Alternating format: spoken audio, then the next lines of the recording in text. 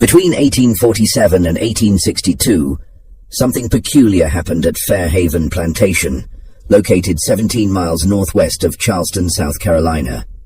While the Underground Railroad operated throughout the South, helping thousands escape to freedom, records show that not a single enslaved woman from this particular estate ever attempted to flee. Not one.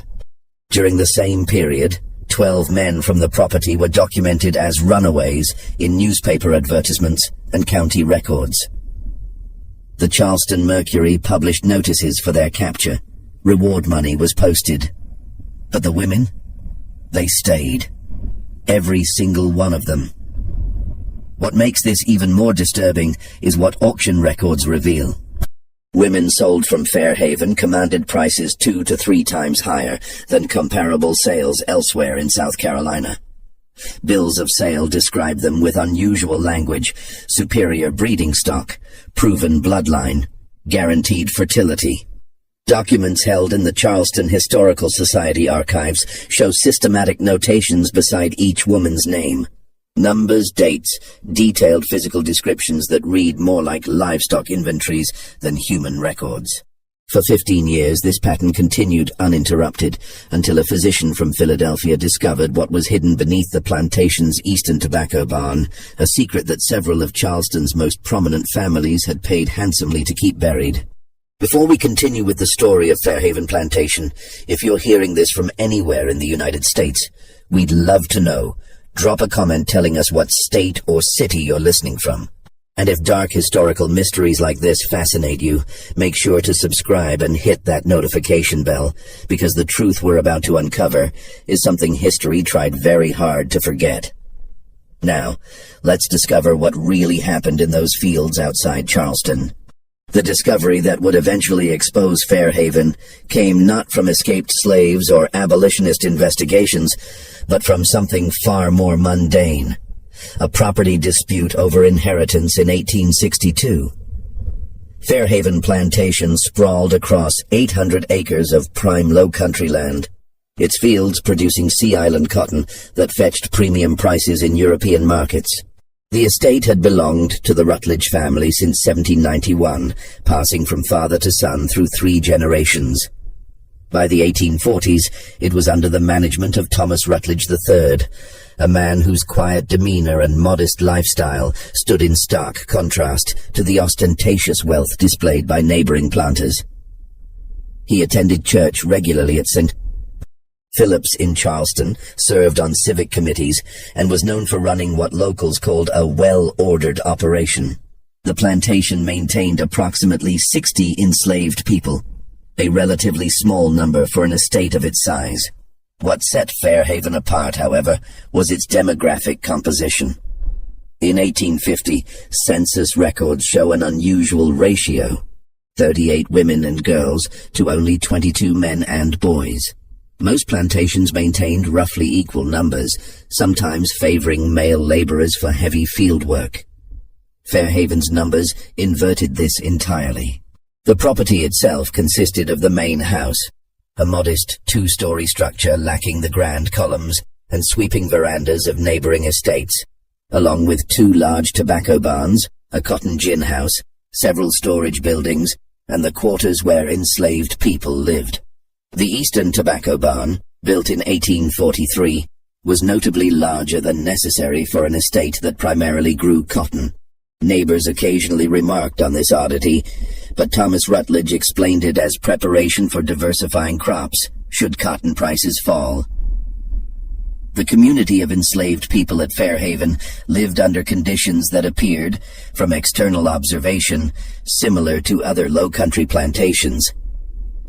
They worked the fields during planting and harvest seasons, maintained the grounds, and performed domestic duties. But several details, barely noticeable unless one paid close attention, set Fairhaven apart. First, the women at Fairhaven appeared healthier than those on surrounding estates. Visitors occasionally commented on this. Second, certain women seemed to work lighter duties than expected, remaining closer to the quarters rather than laboring in distant fields. Third, and most peculiar, was the fact that Fairhaven regularly sold young children at auction, usually between ages 2 and 4, yet maintained its population of adult women. Most plantations kept families together when possible, if only to maintain stability and prevent unrest. Thomas Rutledge separated children from mothers with bureaucratic regularity. One person who noticed these patterns was Dr. Samuel Brennan, a physician from Philadelphia who had relocated to Charleston in 1858. Brennan came from a prominent Quaker family with abolitionist sympathies, though he kept these views carefully hidden. His medical practice in Charleston served wealthy clients, and he quickly gained access to elite social circles. This position allowed him to observe details that might otherwise have escaped notice. Brennan first encountered Fairhaven's unusual reputation in late 1859 when he attended an estate sale in Charleston, where several enslaved people were being auctioned. Among them, a young woman approximately 20 years old, sold from Fairhaven Plantation. The auctioneer described her with language that made Brennan uncomfortable. Not just the typical dehumanizing rhetoric common to such sales, but specific terminology suggesting selective breeding. 5 successful births, the auctioneer announced. Superior physical constitution, Fairhaven trained. The bidding reached $1,400, an extraordinary sum. For comparison, prime field hands typically sold for $800 to $1,000. Women, valued primarily for domestic work and childbearing potential, usually commanded lower prices. Yet this woman, sold specifically for her reproductive history, fetched nearly double the standard rate. Brennan watched as a buyer from a Savannah plantation secured the purchase. After the auction, he discreetly inquired about Fairhaven's reputation among other physicians who attended such sales. What he learned disturbed him deeply. Rutledge runs a specialized operation, one doctor explained over brandy. Improves the stock, if you understand my meaning. Keeps detailed records. His women are guaranteed fertile, strong constitution, minimal complications. He's been doing it for years. Another physician added, several prominent families invest in his operation. They place orders for specific characteristics. He delivers results. Brennan pressed for details, but the conversation shifted. He'd learned enough, however, to understand that something systematic was occurring at Fairhaven. Something that operated with the knowledge and financial support of Charleston's elite.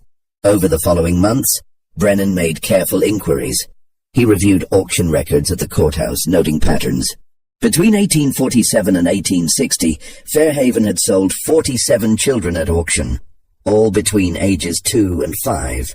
During the same period, the plantation sold 19 women, all described with similar language about fertility and constitution.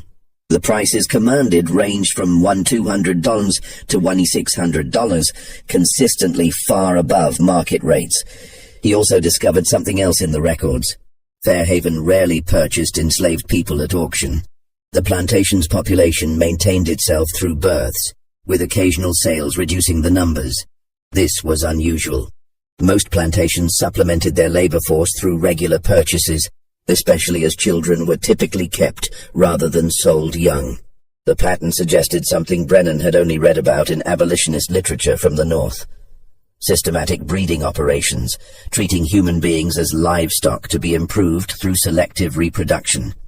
While such practices existed throughout the South, they were rarely acknowledged openly and almost never operated with this level of organization and documentation.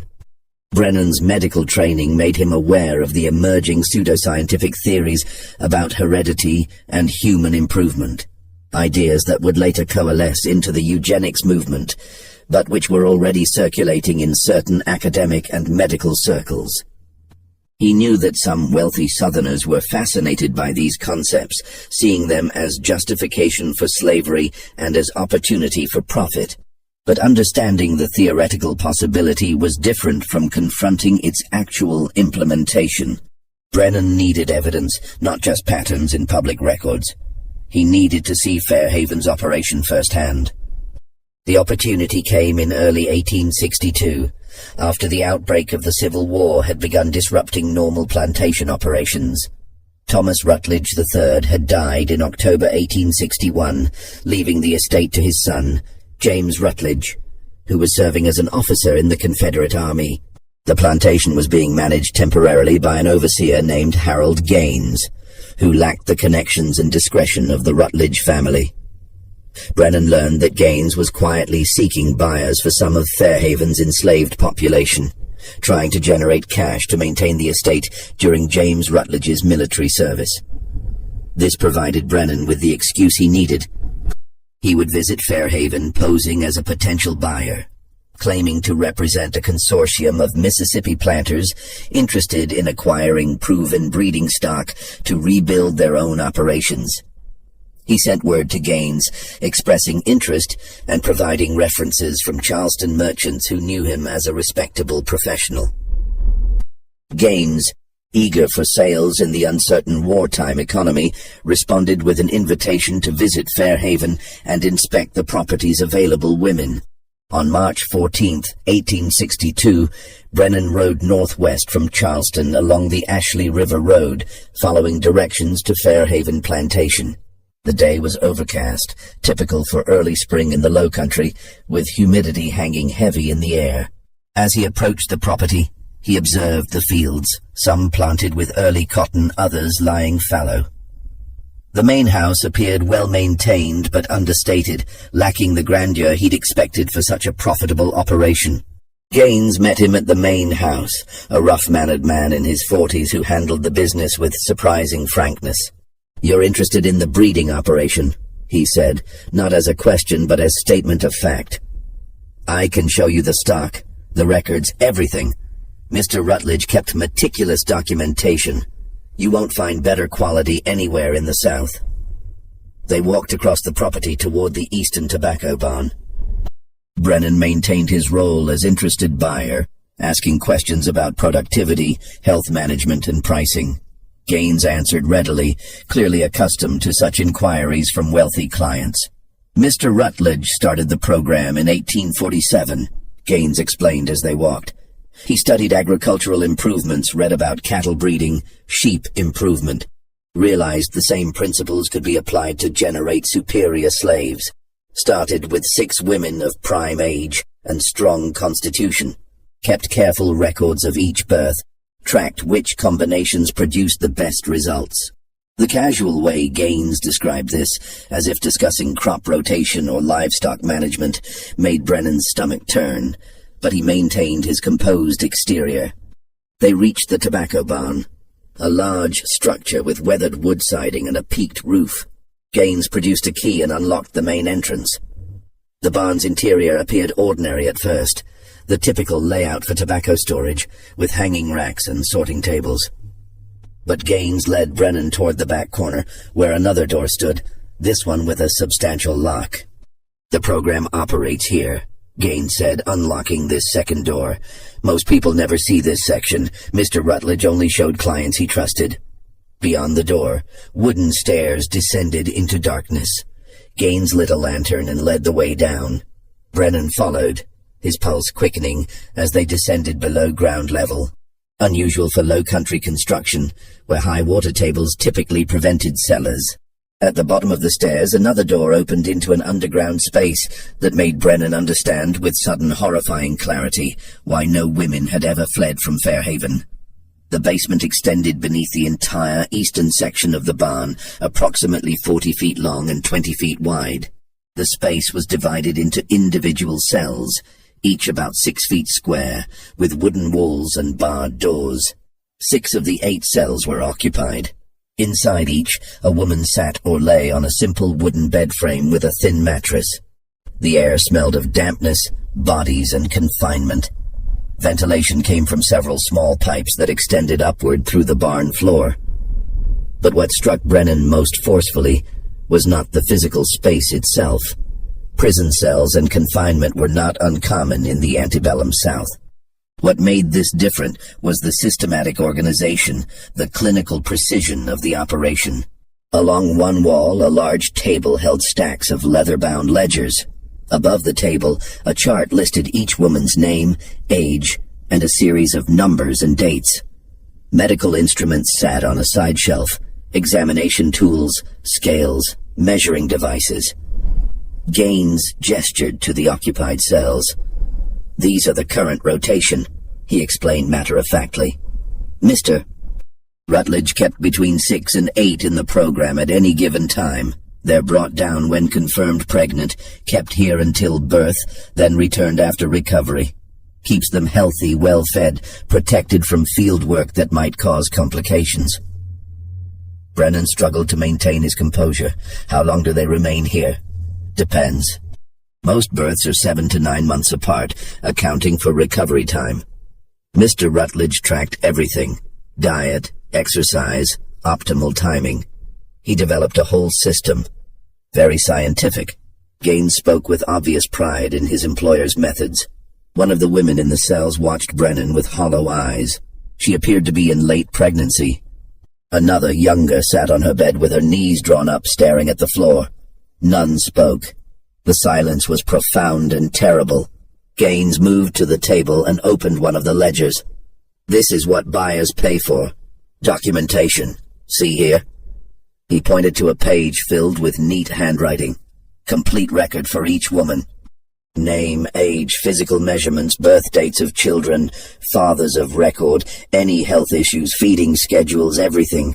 Mr. Rutledge believed documentation was the key to improvement. Track the results, identify successful patterns, replicate them. Brennan forced himself to look at the ledger. The page showed a woman named Sarah, age 26.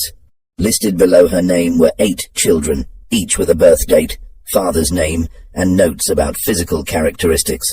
Strong constitution. One entry read: "Minimal complications. Recommended for continued rotation."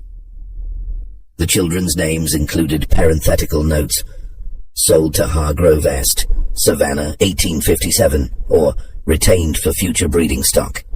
The clinical language, the systematic record-keeping, the casual categorization of human lives as inventory, it was worse than Brennan had imagined. This was not simply the cruelty common to slavery, but something more deliberate, more organized. Someone had applied rational thought, planning, and documentation to the systematic exploitation of human reproduction. Mr. Rutledge kept records going back to the beginning. Gaines continued, pulling out an earlier ledger. Started with 6 women in 1847. Some worked better than others. He refined the selection process, learned what characteristics produced the most valuable offspring. By the mid-1850s, he had the system perfected. Brennan cleared his throat, trying to keep his voice steady. "And the fathers?" Gaines nodded. "Also carefully selected. Mr. Rutledge kept detailed records on the men, too, though they weren't confined like this. He tracked which pairings produced the best results: healthy children, strong constitution, desirable physical characteristics. Sometimes he purchased specific men from other plantations if he identified traits he wanted to introduce. The men knew about this program. Some did, some didn't. Mr. Rutledge managed that carefully. Sometimes he'd arrange things naturally. Other times he'd be more direct. Whatever produced results. Gaines spoke as if discussing stud service for horses. Brennan walked slowly along the cells, his medical training automatically noting details. Inadequate ventilation, minimal exercise space, the psychological impact of prolonged confinement. Several women appeared to be in advanced stages of pregnancy. One seemed younger than the others, possibly 16 or 17. What happens after they give birth? They stay here for 2 weeks recovery, nursing the infant. Then the child goes to the nursery in the quarters, and the mother returns to light field work until the next pregnancy is confirmed. Usually takes 3 to 4 months. Then back here for the duration. And the children? Sold at age 2 to 4, when they're old enough to be weaned, but young enough to be moldable for new owners. Mr. Rutledge found this was optimal. Gets the best prices, maintains the program's reputation. Some buyers place orders years in advance for children from specific bloodlines. The word bloodlines made Brennan's jaw tighten. How many children has this program produced? Gaines consulted one of the ledgers. Let's see, from 1847 to now, that's 15 years, total of 63 live births sold at auction. Current inventory includes 4 infants in the nursery awaiting sale, and these 6 currently in the program. He gestured to the pregnant women in the cells. All healthy, documented lineage, guaranteed breeding stock. Brennan forced himself to ask more questions to maintain his role as interested buyer. What prices do these women command when sold? The highest we've recorded was $1,600, sold to a Georgia plantation in 1859. That was Ruth. She's still here, actually. Gaines pointed to one of the cells. 8 successful births, never a complication. But Mr. Rutledge preferred to keep the most productive ones here rather than sell them. Better return on investment to keep producing than to sell once. And this operation is unique to Fairhaven? Gaines shrugged. Mr. Rutledge developed it independently, but he wasn't the only one with similar ideas. I know of at least 3 other estates in South Carolina running comparable programs, and more in Georgia and Mississippi. There's a whole network of buyers who seek out scientifically bred stock.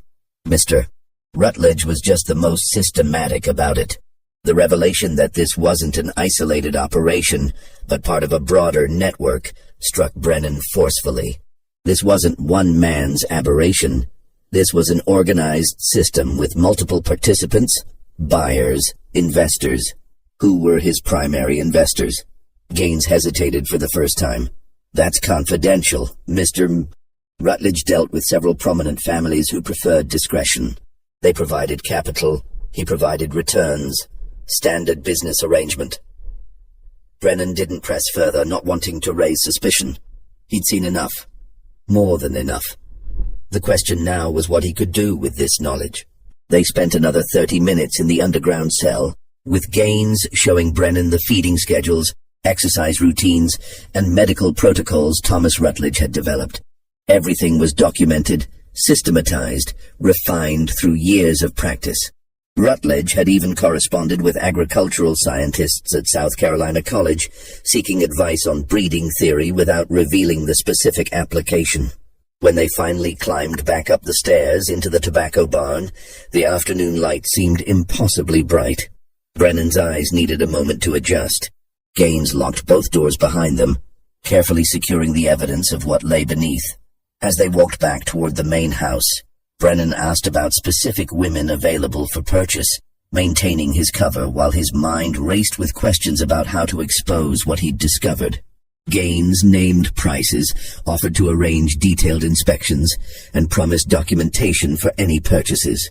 "I'll need to consult with my associates," Brennan said. "This is a significant investment. I'll send word within the month." Gaines seemed satisfied with this response. They shook hands at the main house, and Brennan mounted his horse for the ride back to Charleston. As Fairhaven disappeared behind him, he tried to process what he'd witnessed. The clinical precision of it was what disturbed him most. This wasn't crude exploitation driven by immediate impulse. This was rational, calculated, sustained over 15 years with careful documentation and continuous refinement. Thomas Rutledge had approached human breeding the way others approached agricultural improvement, applying scientific principles to maximize returns. And he'd succeeded. The financial records would show substantial profits. The reputation that commanded premium prices. The network of wealthy investors and eager buyers. By the metrics of business success, Rutledge's program worked exactly as intended. That night, in his Charleston residence, Brennan began documenting everything he'd observed. He sketched a diagram of the underground cell, noted the names he'd seen in the ledgers, recorded Gaines's statements, and transcribed as much detail as possible while memory remained fresh. But documentation alone wouldn't stop this. Slavery was legal. Breeding programs, while not widely discussed in polite society, were not illegal. Several agricultural journals had even published articles on systematic approaches to slave breeding, framing it as a state management innovation. What Brennan had witnessed was horrifying, inhumane, morally indefensible, but it violated no Southern laws. He could share this information with abolitionist contacts in the North, But in March 1862, with the Civil War intensifying, such exposés had limited impact. The Union Army was focused on military objectives, not individual plantation operations. Northern newspapers regularly published accounts of slavery's horrors, and this would be one more story in an endless litany. Brennan realized that the only way to truly end Fairhaven's operation was to document it so thoroughly that even after the war, even after slavery ended, this specific horror would be undeniable. Future generations needed to know that such things had existed, had operated with community knowledge, had involved prominent families, had been defended as legitimate business practice. Over the following weeks, Brennan made several more visits to Fairhaven, using his established cover as potential buyer to gain continued access. Gaines, eager for sales in the unstable wartime economy, welcomed these visits. Each time, Brennan gathered more information. Names from the ledgers, details about the network of buyers, specifics about the investors who'd funded the program's expansion. He learned that the system Thomas Rutledge had developed included detailed medical examinations, carefully calculated nutrition plans, scheduled exercise regimens, and systematic record-keeping that tracked every aspect of each woman's reproductive history. Rutledge had corresponded with physicians in Charleston and Columbia, seeking medical advice on optimizing fertility and preventing complications. Some of these physicians had visited Fairhaven, examined the women, and provided recommendations. The network extended further than Brennan initially realized. Several wealthy Charleston families had invested in Fairhaven's program, providing capital in exchange for access to the children produced. A shipping merchant named Crawford had funded the underground cell's construction in 1852. A banker named Hayward had financed the purchase of several specific men whose physical characteristics Rutledge wanted to incorporate. A rice planter named Sinclair had provided medical equipment and supplies. These weren't anonymous, distant financiers. These were men Brennan had met at social gatherings, whose wives attended the same church, whose children played in the same parks. They'd invested in human breeding as casually as they invested in cotton futures or railroad bonds. During one visit in April 1862, Brennan managed to briefly speak with one of the women when Gaines was momentarily distracted. Her name was Sarah, the same one whose ledger entry he'd seen weeks earlier. She was 31 years old and had given birth to 8 children in the program, none of whom she'd been allowed to keep past age 2. "Why don't you run?" Brennan asked quietly, the question that had puzzled him from the beginning. The men run. Why don't the women? Sarah looked at him with eyes that held depths of exhaustion and resignation. "Where would we go?" she said simply. "They tell us if we run, our babies die. And they mean it. They've done it. First year of the program, a woman named Rebecca ran. When they brought her back, her baby was gone. Mr. Rutledge gathered all of us, made sure we understood. You run, your child dies. Every woman here has children somewhere, sold to plantations across the South. We don't know where most of them are, but we're told if we cause trouble, if we run, word goes out to those plantations. Our children suffer, so we don't run. We stay. We survive. We hope somehow, someday, we might see our children again." The psychological control was perfect. The physical cells underground were only part of the prison. The real imprisonment was the systematic use of children as hostages, as leverage, as insurance against resistance. The women stayed not because they couldn't imagine escape, but because escape meant abandoning or endangering their children. Before Brennan could respond, Gaines returned, and the moment ended. But Sarah's words stayed with him. We stay. We survive. We hope. By late spring 1862, Brennan had accumulated extensive documentation of Fairhaven's operation. He had diagrams, copied ledger entries, names of investors and buyers, details about the network of similar operations, and first-hand testimony from Sarah. He'd also identified several Charleston physicians who'd provided medical consultation to Rutledge over the years. The question was, what to do with this information? The war was intensifying. Union forces had captured Port Royal in November 1861, establishing a foothold on the South Carolina coast. Charleston would likely face military pressure as the war progressed. Brennan knew that chaos might soon engulf the Low Country, potentially destroying evidence or scattering the people involved. He made a decision. He would compile everything into a detailed report, seal it with notarized statements from several witnesses he'd carefully recruited, and deposit copies with trusted contacts both in Charleston and in Philadelphia. When the war ended, however it ended, this documentation would exist. The perpetrators could be identified. The investors could be named. The operation could be exposed, not as rumor or accusation, but as documented fact. Throughout the summer of 1862, Brennan worked on this documentation while maintaining his medical practice and his cover as interested buyer. He made his final visit to Fairhaven in August, telling Gaines he'd decided not to proceed with purchases due to wartime uncertainty. Gaines seemed disappointed but understanding. Many business arrangements were being abandoned as the war's outcome grew increasingly uncertain. During this final visit, Brennan managed to give Sarah a folded piece of paper with an address in Philadelphia, his family's home, his sister's name. "If you survive this," he told her quietly, "if you ever get north, find this address. Tell them Samuel Brennan sent you. They'll help you." Sarah took the paper, looked at it briefly, then tucked it away somewhere in her clothing. She didn't respond, but her eyes held something that might have been gratitude, or might have been simply acknowledgement that someone had seen her suffering and recorded it.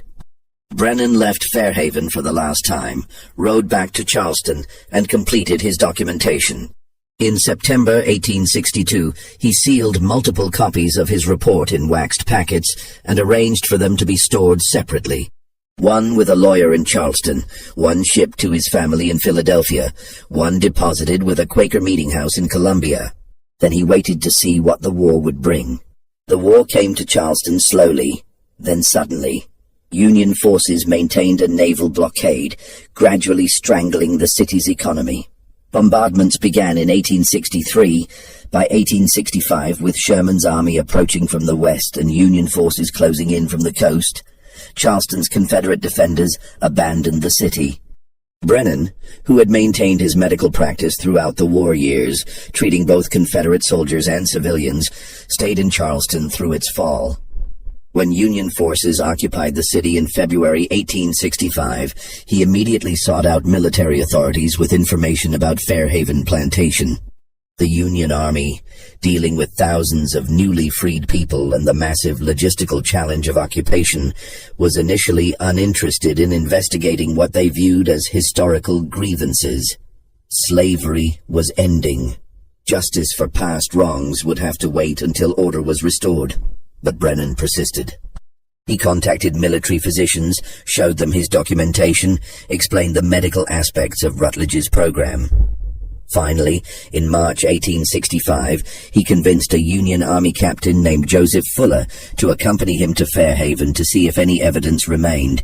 They rode northwest from Charleston on a day that felt like spring arriving early, the Low Country beginning its transformation from winter dormancy to new growth. As they approached Fairhaven, Brennan saw immediately that much had changed. The fields lay uncultivated. The main house showed signs of fire damage on one side. The tobacco barns stood empty, doors hanging open. They found Harold Gaines at a small house on the property's edge, now occupied by several formerly enslaved families who had claimed the land. Gaines, no longer an overseer but a man trying to survive in the collapsed economy, told them what had happened. When news came that the war was ending, people started leaving. Gaines said, "The enslaved people just walked away. Some of the women went down to that underground cell and tore it apart. They wanted to destroy everything, the records, the cell itself. I didn't try to stop them. By then, what did it matter? The ledgers?" Brennan asked. "The documentation? Burned. The women burned everything. All Mr. Rutledge's records, years of documentation, all of it. They made a fire right there in the tobacco barn and burned every paper they could find. What about the women themselves? Sarah, Ruth, the others? Gaines shrugged. Most left. I heard some went north with Union soldiers. Others scattered to different plantations looking for children who'd been sold. I don't know what happened to most of them. Captain Fuller wanted to see the underground cell. Gaines led them to the Eastern Tobacco Barn, now a burned-out shell. The door to the underground space stood open. They descended the stairs, Brennan for the first time in 3 years, Fuller for the first time ever. The cell was exactly as Brennan remembered, but transformed by destruction. The doors to individual cells had been torn from their hinges. The examination table was overturned. Ashes filled several buckets where papers had been burned. The charts on the walls had been ripped down, leaving only torn fragments. But not everything was destroyed. In the debris, Brennan found a ledger that had partially survived. Pages charred at the edges but still legible. It covered the years 1847-1852, the program's early period. He carefully gathered the damaged book and several other paper fragments that had escaped complete destruction. Captain Fuller stood in the middle of the underground space, looking at the cells, trying to comprehend what had occurred here. "How long did this operate?" he asked quietly. 15 years, Brennan replied. From 1847 to 1862. 63 children sold. Multiple women cycled through the program. All of it documented, systematized, refined over time. And it was legal. Slavery was legal. Breeding programs were legal. Nothing about this violated Southern law at the time. Fuller shook his head slowly. "What kind of men?" "Respected men," Brennan interrupted. "Prominent Charleston families, church members, civic leaders, men who believed they were being innovative, applying scientific principles to estate management. They saw no moral problem with any of it. They searched the rest of the property, but found little additional evidence.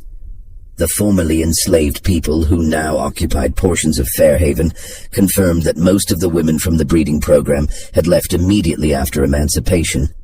Some had gone north, others had traveled to plantations in Georgia and Alabama, searching for children sold years earlier. One elderly woman, who had worked in the main house, told Brennan that she remembered Sarah. She left in late February, soon as she heard Sherman's army was coming. Said she was going to find her children. She had an address somewhere up north. Piece of paper she'd kept hidden for years. I saw her write down the names of her children before she left. 8 names, their ages, the plantations where they'd been sold. She was going to find every one of them, she said. Did you know where she went first? Georgia, I think. That's where 2 of her babies were sold. Brennan felt a small measure of satisfaction knowing Sarah had kept the address he'd given her, had survived until freedom, and was now actively searching for her children. Whether she would find them, whether they would recognize each other after years of separation, whether any reunion was even possible. These questions remained unanswerable. Captain Fuller filed a report with military authorities documenting Fairhaven's breeding program, including Brennan's 3-year-old testimony and the physical evidence of the underground cell. The report was added to a growing collection of documentation about slavery's specific horrors, part of the vast record-keeping project Union authorities undertook to document the system they'd helped destroy. But there were no prosecutions. James Rutledge, Thomas Rutledge III's son, had died at the Battle of Gettysburg in 1863. Harold Gaines, as mere overseer, was not considered legally responsible for policies set by his employers. The investors who'd financed the program, Crawford, Hayward, Sinclair, and others, were wealthy Charleston citizens navigating the complexities of Reconstruction, and military authorities decided pursuing them would destabilize an already unstable situation. Brennan pushed for some form of accountability, but Union officials made clear their priority was political reconstruction, not prosecuting individual crimes that had been legal under Southern law. Slavery itself was the crime, one colonel told him. "We've ended slavery. That's the justice available." It wasn't enough. Brennan knew it wasn't enough. But it was all the justice that would be offered. He spent the remainder of 1865 and early 1866 in Charleston, helping with medical care for newly freed people and continuing to document what he'd learned about Fairhaven and similar operations. He interviewed dozens of formerly enslaved people, gathering their testimonies, recording their stories. He learned of at least 4 other breeding programs in South Carolina alone, plus several more in Georgia and Alabama. The network was extensive, and Fairhaven had been only one node in a much larger system. In March 1866, Brennan received a letter at his Charleston address. It had been forwarded from Philadelphia, sent by his sister, who explained that a woman had arrived at their home several months earlier, carrying his address. The woman was Sarah. The letter continued in Sarah's own words. She had learned to read and write with help from Brennan's sister, telling her story of the past year. She had traveled to 3 different plantations in Georgia, successfully locating 2 of her children. One was now 12 years old, the other 14. Neither remembered her. The younger one had been told his mother had died. The older one barely recalled anything before being sold. Sarah had spent weeks with them, trying to rebuild some connection, but ultimately decided not to disrupt the lives they'd built. She left them at their plantations, now working as paid laborers rather than enslaved people, with a promise to visit again. "I found 2 of my 8, Sarah wrote, "and I will keep looking for the others. But I wanted you to know I survived. I wanted you to know that what you documented matters. Someone recorded what happened to us. Someone will remember. That matters more than I can say." The letter concluded with Sarah's plan to continue searching, traveling from plantation to plantation, following any lead about children sold from Fairhaven between 1847 and 1862. Brennan never heard from Sarah again. He didn't know if she found the rest of her children or what became of her, but her letter confirmed something important. Documentation mattered. Recording the truth mattered. Even when justice was impossible, witness remained valuable.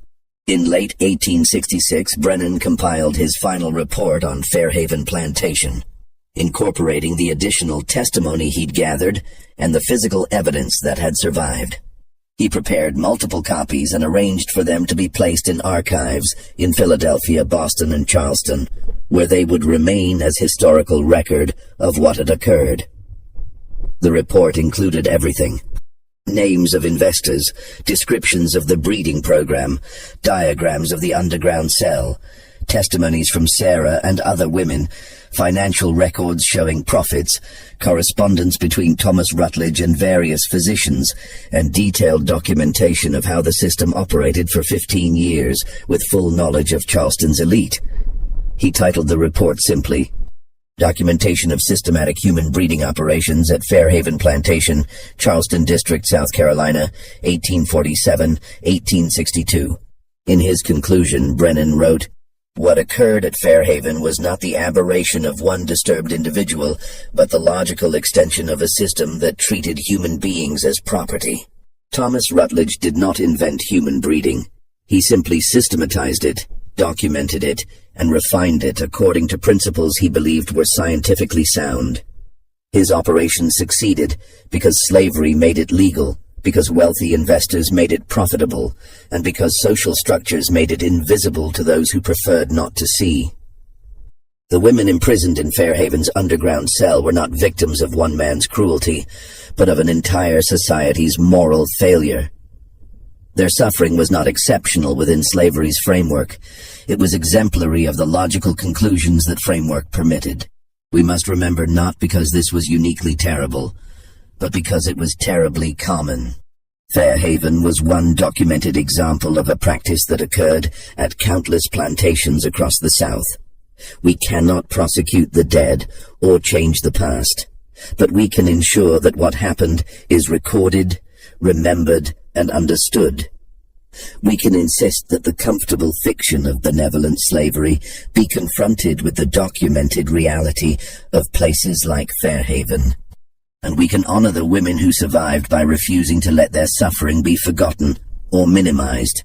They stayed when they wanted to run. They endured because they had no choice. And now, in freedom, They search for children they were never allowed to keep. That is the legacy of places like Fairhaven. Not just the suffering inflicted, but the lives still being lived in its shadow. Brennan deposited his final report in January 1867, then returned to Philadelphia to resume medical practice. He continued to correspond with formerly enslaved people from Fairhaven, helping several locate family members and providing medical care when needed. But he never returned to Charleston or to the plantation itself. Fairhaven remained abandoned through the late 1860s. Various families attempted to farm portions of the land during Reconstruction, but none stayed long.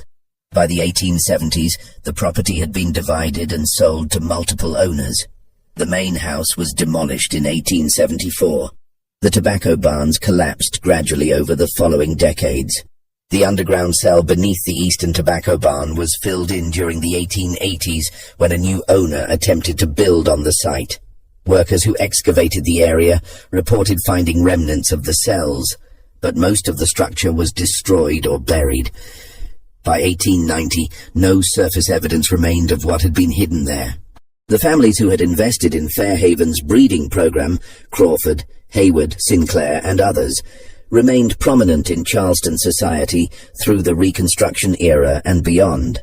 None ever acknowledged their involvement. When Brennan's report was occasionally referenced in abolitionist literature or historical accounts, these families dismissed it as Northern propaganda, exaggerated or fabricated to justify the war and Reconstruction policies. In 1873, a Charleston newspaper published a letter from James Crawford's son, defending his father's reputation and denying any involvement in the activities Brennan had documented. These accusations, the letter stated, are the bitter fabrications of those who seek to justify their invasion of our homeland. No such program existed. My father was a respectable merchant who conducted himself with honor throughout his life. Similar denials came from other families. Without the original ledgers, destroyed by the women who had suffered under the program, and with Thomas Rutledge dead, definitive proof remained elusive. Brennan's documentation was detailed, but skeptics could always dismiss it as the biased account of an abolitionist physician with political motivations. The formerly enslaved people from Fairhaven scattered across the country after emancipation. Most disappeared into the vast population of freed people rebuilding lives after the war. A few, like Sarah, maintained contact with Northern allies, but most simply moved on, trying to construct futures rather than document the past. What Brennan didn't know, what he couldn't have known in those years immediately following the war, was that several of the children sold from Fairhaven carried with them fragments of memory that would resurface decades later. In 1889, a woman named Clara Hayward, living in Atlanta and working as a seamstress, wrote to the Freedmen's Bureau with a peculiar inquiry. She was trying to locate information about her birth, which she believed had occurred at a plantation near Charleston. Her earliest memory, she wrote, was of being separated from her mother at approximately age 3, and of a man examining her teeth and measuring her height before she was placed in a wagon. The Freedmen's Bureau forwarded her letter to several contacts in Charleston, and eventually it reached a church group that had been collecting testimonies from formerly enslaved people. Someone in that group knew of Brennan's documentation. They sent Clara a copy of portions of his report, along with what remained of the fragmentary ledgers he had saved. Clara's response, preserved in church archives, revealed something Brennan had not fully considered. The children from Fairhaven, now adults, were beginning to search for their origins. I always knew something was different about how I was sold, Clara wrote. The plantation where I grew up, the owners would sometimes mention that I came from quality stock, that I'd been purchased specifically for breeding. I never understood what that meant until I read Dr. Brennan's report. Now I understand. I was one of the products of that program. My mother's name was Ruth, according to the records you sent. She gave birth to me in 1856. I have spent my entire life not knowing her, and now I learn she was imprisoned underground, that I was taken from her deliberately as part of a business operation. Clara's letter continued with a request that would occupy the final years of Brennan's life. She wanted to know if anyone had information about what happened to Ruth, whether she had survived the war, whether there was any possibility of finding her. Brennan, now in his 60s and semi-retired, took up Clara's case with the determination of someone who understood this might be his last opportunity to provide some measure of resolution. He wrote to every Freedmen's Bureau office in South Carolina, Georgia, and Alabama, asking if anyone had records of a woman named Ruth, approximately 50 years old, who had been enslaved at Fairhaven Plantation. He contacted church groups, charitable organizations, and black community leaders who were helping formerly enslaved people locate scattered family members. The search took nearly 2 years. During that time, Brennan received responses from dozens of people, some with information about women named Ruth, none of whom matched the specific details from Fairhaven's fragmentary records. He learned that Ruth was a common name, that thousands of women had been separated from their children, that the chances of finding one specific person in the chaos of post-war migration were vanishingly small. But in March 1891, 3 months before Brennan's death, he received a letter from a minister in Mobile, Alabama, who had heard about the search through a network of black churches. The minister wrote that an elderly woman named Ruth had been living in his congregation for several years. She rarely spoke about her past, but she had once mentioned being held in an underground cell at a plantation near Charleston, and she had given birth to 8 children, all of whom were taken from her. Brennan immediately sent Clara the minister's contact information. He never learned whether Clara and Ruth were reunited. He died in June 1891 before any further correspondence reached him. But church records in Mobile show that in April 1891, a woman named Clara Hayward visited the city and spent 2 weeks there. The minister's diary entry from that period notes, "Clara has found her mother. After 35 years of separation, they recognized each other immediately. Ruth wept for 3 days without stopping. Clara told me her mother kept saying the same thing. They told me if I ran, my babies would die. So I stayed. I stayed for you." This reunion, one of the few documented successes among Fairhaven's separated families, revealed something about the program's long-term impact. Ruth had not been able to read the underground railroad signals or respond to opportunities for escape, not because she was physically prevented, but because the psychological control was absolute. She had believed for 15 years that any act of resistance would result in her children's deaths. Even after emancipation, even after learning that slavery had ended, that belief remained embedded in her understanding of the world. Clara's correspondence with the minister, preserved in the church's archives, provides one of the few first-hand accounts of what it meant to be a product of Fairhaven's breeding program. "My mother told me that after I was born, she was allowed to nurse me for 2 weeks. Then I was taken to what they called the nursery, and she saw me only occasionally until I was sold at age 3. She said she tried to memorize everything about me, the shape of my face, a birthmark on my shoulder, the sound of my voice. She was terrified she would forget me. When we met again in Mobile, she looked at my shoulder first thing. The birthmark is still there. She touched it and said, 'I remembered right. I remembered you right.'" The reunion between Clara and Ruth sparked other searches. Word spread through black church networks and community organizations that Fairhaven's children were trying to locate their mothers, and that fragmentary records existed that might help. Between 1891 and 1895, at least 6 more people contacted various organizations claiming to be products of Fairhaven's breeding program, all searching for family members. Some of these searches succeeded. Others ended in disappointment or with the discovery that the person sought had died years earlier. But the searches themselves revealed the program's full scope in ways that Brennan's original documentation could not. The children sold from Fairhaven had been scattered across 7 states. They'd been purchased by plantations from Virginia to Texas. Some had been sold multiple times, moving from owner to owner as property changed hands. Tracking their movements required piecing together fragmentary records from multiple sources: auction houses, plantation ledgers, Freedmen's Bureau documents, church registries. A historian named Margaret Thornton, affiliated with Atlanta University, became interested in documenting these searches in the mid-1890s. She had read Brennan's report and understood that Fairhaven represented something significant, a documented case study of systematic breeding that could illuminate broader patterns. Between 1895 and 1900, Thornton interviewed 12 people who identified as Fairhaven products, along with 3 women who had been imprisoned in the breeding program and survived. Her research, published in 1901 as a modest academic paper titled Systematic Reproduction and Family Separation, a case study of Fairhaven Plantation, provided the first comprehensive analysis of the program's long-term effects. Thornton documented psychological patterns among the survivors: persistent anxiety, difficulty forming attachments, recurring nightmares about separation and confinement. She noted that several of the women who had been in the breeding program never had children after emancipation, despite being of childbearing age when freed.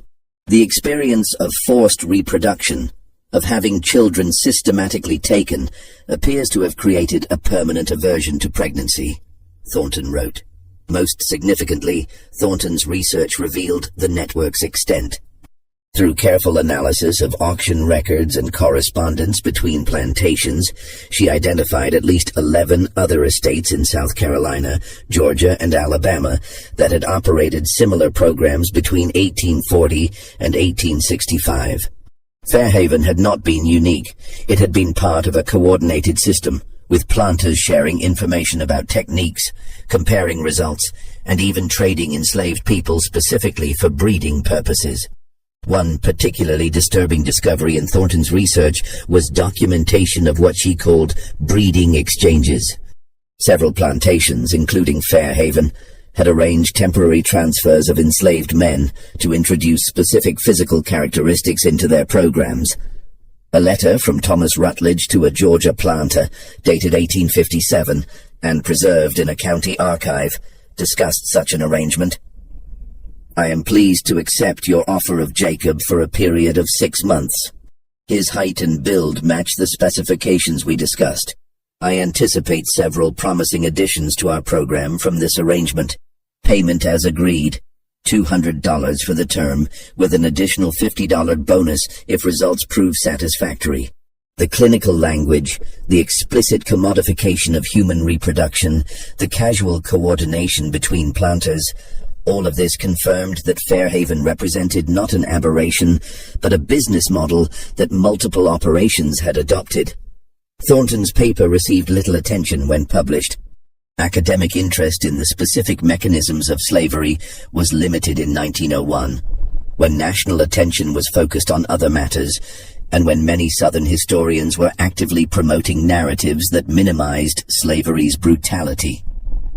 The few reviews her work received dismissed it as exaggerated or as dredging up painful history that was better left buried. But within black communities, particularly in the South, Thornton's research circulated widely. It provided validation for stories that had been passed down, but rarely believed by outside audiences.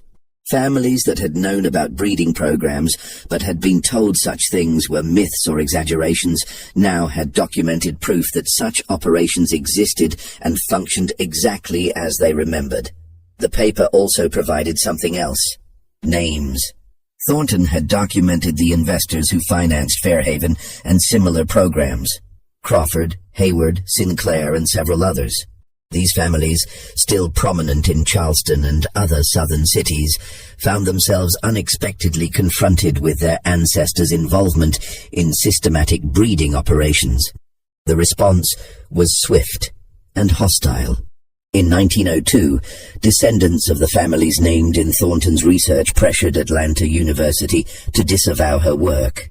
The university, dependent on philanthropic contributions including from Southern donors, issued a statement calling Thornton's research poorly substantiated and suggesting it did not meet academic standards. Thornton herself faced significant professional consequences. She lost her teaching position and struggled to find academic employment afterward. But the documentation existed. Brennan's report existed. The fragmentary ledgers existed. The testimonies from survivors existed. And increasingly, the children who had been products of these programs were speaking publicly about their experiences, refusing to let the history be erased or minimized. One of these voices belonged to Samuel Crawford, ironically sharing a surname with one of Fairhaven's investors, though no relation. Born at Fairhaven in 1859 and sold at age 3 to a Mississippi plantation, Crawford had become a minister and community organizer in Jackson.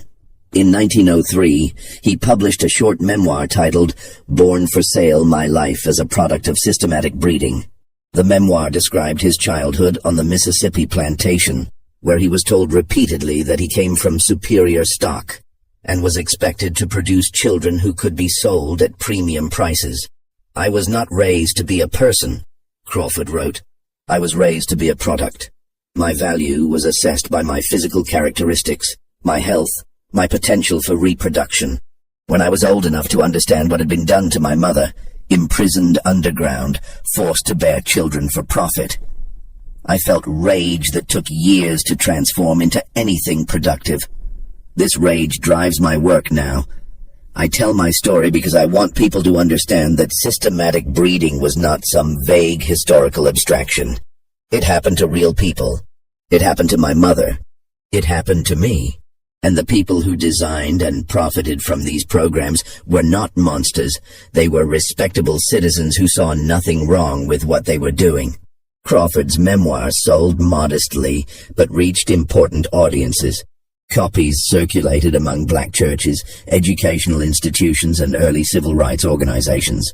More significantly, it inspired other Fairhaven products to share their stories. Between 1903 and 1910, at least 8 published accounts appeared, some as short newspaper articles, others as sections in larger memoirs, from people identifying as children sold from Fairhaven or similar breeding programs. These accounts shared common themes: the lifelong struggle to understand their origins, the psychological impact of learning. They were products of systematic breeding, the difficulty of locating family members, and the anger at seeing the perpetrators and their descendants suffer no consequences. Several writers noted the bitter irony that the families who had profited from breeding programs remained wealthy and respected, while the victims and their descendants lived with the ongoing trauma. By 1910, enough documentation existed that Fairhaven's breeding program could no longer be dismissed as abolitionist propaganda or historical exaggeration. Multiple independent sources confirmed the same basic facts: an underground cell, systematic breeding over 15 years, detailed record-keeping, involvement of prominent Charleston families, sale of 63 children, and a network of similar operations throughout the South. Yet this documentation prompted no legal action, no official acknowledgement, no institutional response. The families named as investors denied everything or claimed their ancestors had been misled about the program's nature. Southern historical societies ignored the evidence or actively worked to suppress it. And nationally, in the early 1900s, there was little appetite for confronting the specific mechanisms by which slavery had operated.